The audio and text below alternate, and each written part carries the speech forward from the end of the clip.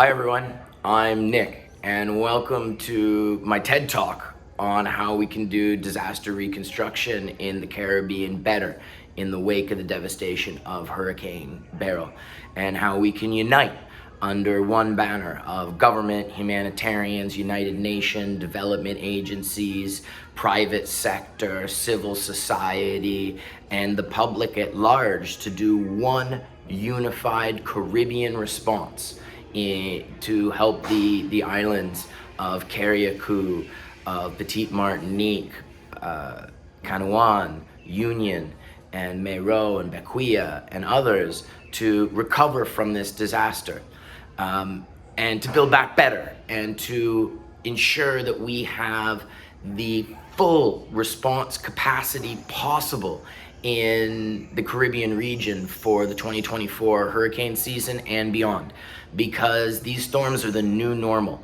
I've spent more than the last decade out in the Philippines primarily, nearly more than 15 years, and we got hit by nearly 20 typhoons every single year.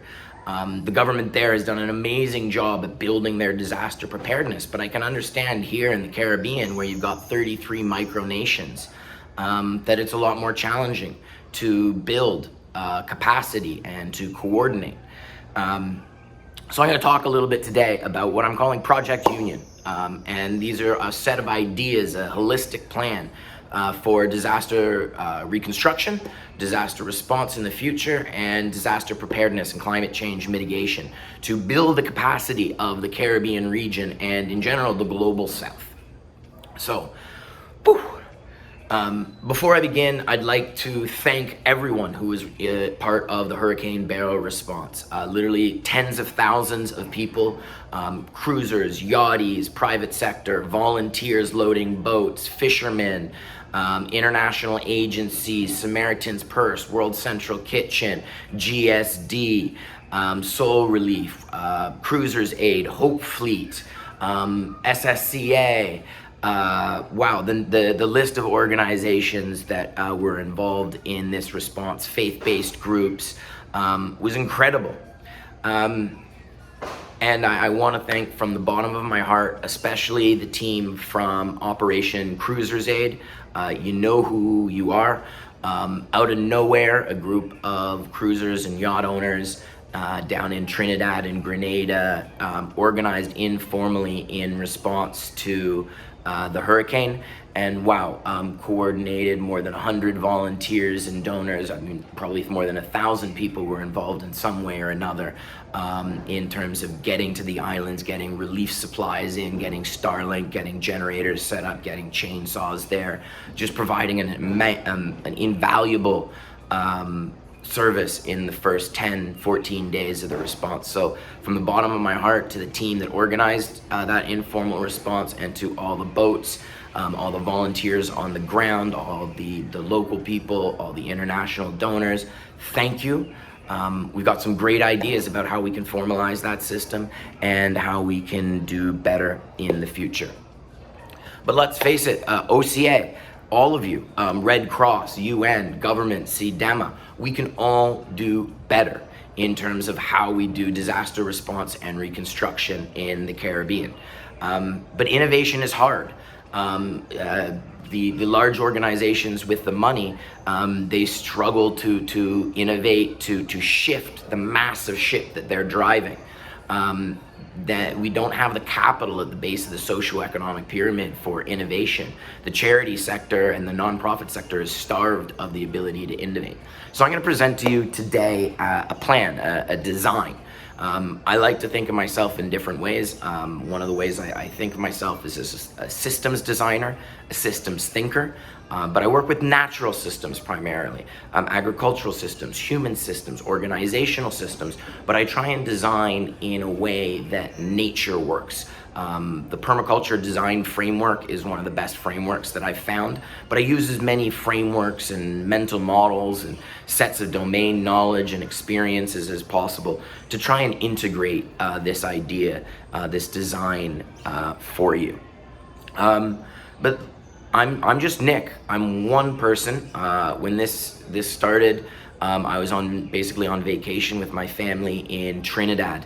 I got a 2-year-old daughter and a 4-month-old daughter and a wonderful wife, and I just felt really called to get involved. But I no longer work for the UN. I no longer have my disaster response NGO that I used to be the executive director of, and I'm brand new to the Caribbean. I don't have the relationships, the trust, the network, the contacts in order to be able to bring the ideas that I'm about to share with you to life. So this message, this video, and the videos to follow are a call to action to you guys to help me. In particular, this is a message to the governments of Grenada and St. Vincent and the Grenadines. Please invite me. I'd like to support you. I'd like to advise you. I'd like to help this idea bear fruit. But if this isn't the right idea, let me bring my other ideas and my other skills and talents to help in the response. This is an invitation to CARICOM, to the United Nations, to all NGOs to gather around me in this idea and support me, advise me, and direct me.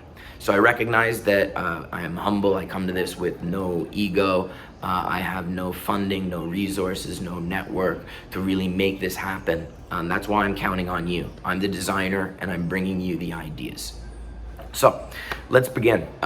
Let's talk a little bit about the problems of small island disaster recovery. So my training ground for disaster response was the Philippines, and then Micronesia, and then I spent a couple of years in Afghanistan with IOM, the UN's migration agency. Island-based disasters are difficult. There are logistics, there are costs, there are culture concerns. Every island has a different culture. In the Philippines, there's so much complexity. You got 110 million people, 7,500 islands, I think 17 recognized languages, 175 plus recognized dialects, but there's definitely hundreds more. That's a very complicated environment. Micronesia in the middle of nowhere, also very complicated. But you got some general problems. One, lack of capacity, especially in micronations, small island developing states, primarily because of the brain drain. The best and the brightest have been forced to seek opportunity outside their countries. The former leaders of organizations like SEDEMA or National Disaster Management Agencies in places like the Caribbean inevitably go up and work for the World Bank or the Red Cross or the UN in an international role, getting paid far more than local capacity can support. And that's just the nature of it. So we don't have in the Caribbean, especially in Grenada and St. Vincent, a robust humanitarian reconstruction capacity. We don't have a robust climate change mitigation, a robust disaster risk reduction capacity, government, civil society, private sector at any level. So we can change that, but we'll get there. Micronations, again, you got 30 plus micronations in the area. If you look at just the countries that don't speak Spanish, you got 30 countries, 9 million people. That's about 2 million of which are students. You got 200,000 roughly organizations. And there is some complexity there, but it's not quite at the level of the Philippines. So I suggest to you that the Caribbean, for the international humanitarian and development community, is the perfect environment to innovate, because you got 34 opportunities to do nation level change at a much lower cost. It's a lot easier to experiment with, say, universal basic income in a country like the Cayman Islands with 80,000 people and only 45,000-ish voters. UBI in the Caymans is easy, by comparison to somewhere like the United States, at least.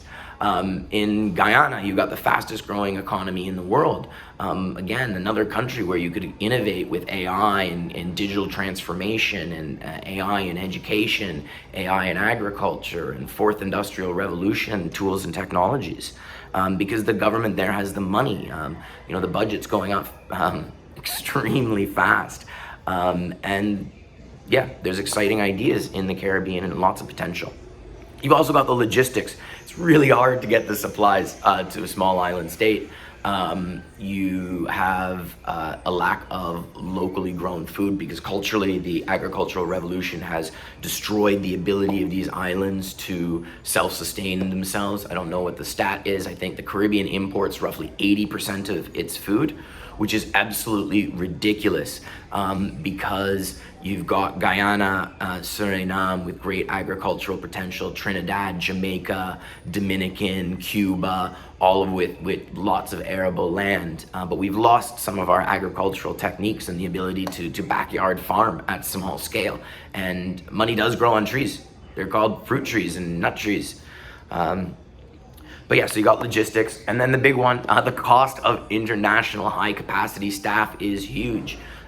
Just go online, Google the UN Common Compensation System, and look at what a P3 or a P4 staff member for the UN costs in Grenada or St. Vincent, and then add on top of that all their flights, all their hotels, all their expenses, their R&R periodically to leave the country for mental health, all the support and overhead, and you're looking at potentially well over $20,000 per international staff member that's based in the affected areas.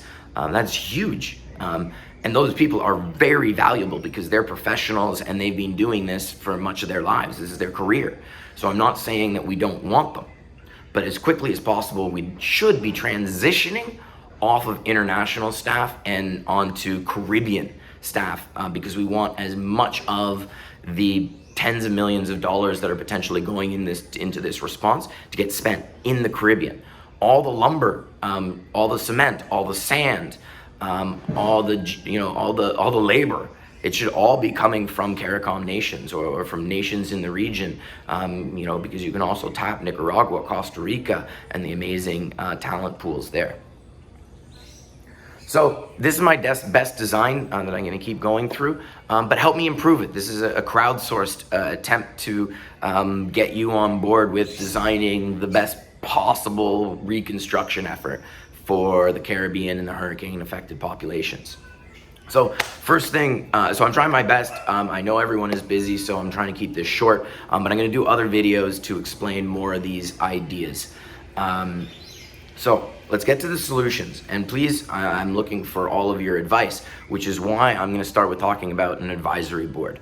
First things first, I would like to build an advisory board of the senior most people around me and this idea as possible. We've got some amazing people already signed up. We've got someone from the US Coast Guard who's brilliant, who's retiring shortly, who I'm hoping is going to join the team. We've got some CEOs, we've got humanitarians, but I'd like to build a coalition of advisors: government, private sector, humanitarians, tech, venture capital, finance, marketing, fundraising. Build a board of people who can make this idea happen. So we need advisors to build the best response. That's a given, right? So, but the training, it all centers around one thing: building a team and giving them as much capacity as possible. So I suggest we take 300 people, primarily from the Caribbean. I would say these people are young leaders. They are potential change makers. I'd say, the ideal candidate is maybe mid-late 20s, early 30s. They've done some cool things. They've already achieved some success. They are trying to do social projects. They are creating change. They've worked in government or in NGOs. They've worked in private sector. They've done cool stuff. They are potential leaders. They already have skills. They're already young professionals. Let's bring 300 of them, primarily from the Caribbean, and let's train, coach, and mentor them. Let's build a world-class team of 300 change makers and disaster reconstruction experts, permaculture systems designers, information managers, trainers and educators. Let's bring them together and let's spend 1 or 2 years training them. Let's have the UN train, the Red Cross. Let's have the Aspen Institute. Let's have all these, social venture, social capitalists, impact investors, NGOs, development workers. Let's train these people And let's give them risk capital. Let's give them the opportunity to make mistakes. Let's give them the opportunity to innovate. Because if we're building a team primarily of Caribbeaners, I suggest we pay everyone $2,000 a month, no more, no less, including me. So $2,000 a month for 301 people, you're looking at $600,000 a month. That sounds like a lot of money, but if you think about it, that's the equivalent to 30 international NGO staff or and UN staff, potentially. And you give us the support, and the money's already there, but we don't necessarily need the money. Already the humanitarian organizations, you're starting your projects, you're running shelter programs, water programs, don't stop. But over the next month or two, let us start this program. Let's begin with 15 people and then 30 and then bring 30 to 60 and 60 to 120. Let's scale this program and start to take over those projects all under one open source collaborative banner. And let's fund them. Let's build a base camp, a training center where all the organizations can work together, where we can have a seedling nursery and a field agriculture training school. We can have classrooms, we can have accommodations for any aid worker, any volunteer who wants to come and help, so that all of us can be operating under one roof, even if we've got different projects, anchored by this team of 300 that the governments and UN agreed to support. And then we do everything in a way that's scalable. All the trainings that you guys give us, when the head of OCHA teaches about information management, or a permaculture designer teaches us about permaculture aid, or a bamboo expert teaches us about how to do rapid bamboo constructions in disaster situations, let's open source all of that training. And let's go further. Let's open source all of our projects. Let's use a tool like Notion or Asana or Trello or ClickUp, an AI-enabled project management tool, and let's make everything that we do public. Let's make all of our finances public. We could use tools that are simple like Expensify, but we could also go further and make all of our financial activities and all of our decisions tracked on the blockchain. The technology is there to do everything that I propose. We have the resources, we have the ideas, and none of the ideas that I'm going to talk about in these videos and over the coming weeks are new. They've all been piloted and done somewhere. It's now about integrating into a holistic framework and scaling them. Because we start with this 300 team, but each of those 300 people can have 5 local staff, a construction team working. They can have, so then we have 1,500 people working under one banner, and we can grow and scale. We can have a virtual volunteer, digital humanitarian network of people supporting the people in the field. And this training program, I imagine it to be very intensive, at least 1 year, maybe even 2 years. 12 hours a day at least, 4 hours a day of study and learning, and 8 hours a day of doing and field work. Let's educate and act, because we know that this is a skill and we develop skills through experience. So let's get these 300 people to Union Island, to Kaku. Let's get them building, let's get them fixing things, and then spread out from there as we follow the permaculture design system for scale. So we do everything. We do everything coordinated. We do everything with government partnerships. We do everything with the UN. We bring everything under one roof. You guys train, and let's look just quickly at the outcomes. We get a reconstructed area very quick. We get a model of one UN response, of one Caribbean response. We can bring in every UN 2.0 initiative that I know the Secretary General is strongly advocating, and that digital transformation initiative is desperately needed for the UN. So I hope we could bring every UN 2.0 initiative in the world and duplicate it here in the Caribbean, and really make the Caribbean a living laboratory of innovation. And it starts small. It starts with just today. So we grow our network of in-person staff, volunteers, and students. We grow our network of remote volunteers, trainers, mentors, digital humanitarians, fundraisers, promoters, our network of partners and organizations that agree to train or fund or give us supplies or donate computers or Starlinks. And we then get 30,000 people in a year trained, maybe 300,000 people in a year trained on different ideas and concepts in the Caribbean. And we really, we put the trainings that we do on the radio, on TV, on social media, and we just try and share as much knowledge as possible, and diffuse information about AI and so much more, regenerative agriculture, and building back better, in a coordinated and united effort. So we'll get systems out of this. We'll get workflows. We'll make mistakes. So we weren't ready for this. That's obvious. But we could have our next storm in 2 weeks, 2 months. If we're lucky, next year. But we have to start moving, and we have to take this urgently. Small island developing states like Grenada and St. Vincent and all the Caribbean are at the front lines of climate change. And we don't rapidly act in a united front and reallocate tens of millions, if not hundreds of millions of dollars of additional capital to the region, it's gonna get worse. So we gotta do a permanent response. When we go in, this is a permanent response. Permaculture aid is not about temporary solutions. It's about how do we go into the affected islands, which are small in scale. We're talking, 25,000 population spread out amongst the affected areas. The cost of doing what I propose for 25,000 people with 300 trainees is a tiny fraction of if we had just dealt with a hurricane Irma or a typhoon Yolanda. So let's take this opportunity when the complexities and the amount of money involved is low. So we'll get out of this hopefully a response in a box. We'll get 300 people that in the event of a disaster can go into an island, set up a base camp in a box, set up Starlink, distribute phones to do assessment, coordinate boats in with VHF radios, get data out to the international community, to SEDEMA in 1 day. I mean, we had boats at Operation Cruiser's Aid that were back on the islands within 24 or 48 hours. That was before I started to help out, but that information didn't go where it needed to go. So let's create better information flows, better systems.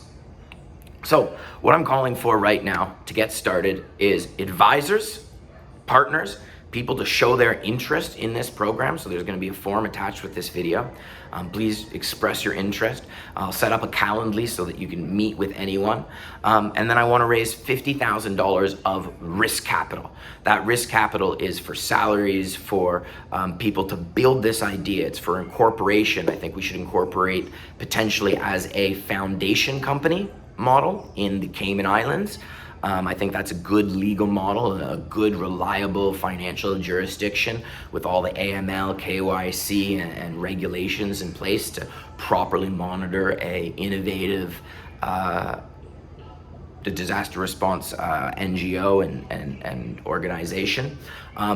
And we look at how we could raise $15 million with that. And how we could build together the coalition. But this group doesn't need $15 million of cash. If the UN Cash for Work programs pays our workers or goes to our trainees, our professional group of 300, then that's great.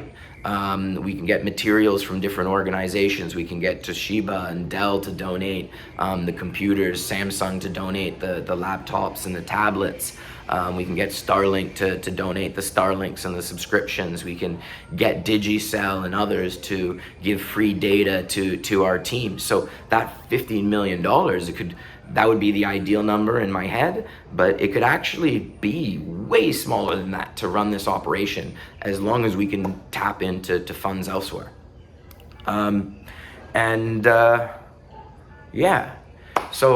Let's talk about building that advisory team, building these structures, building these collaborations.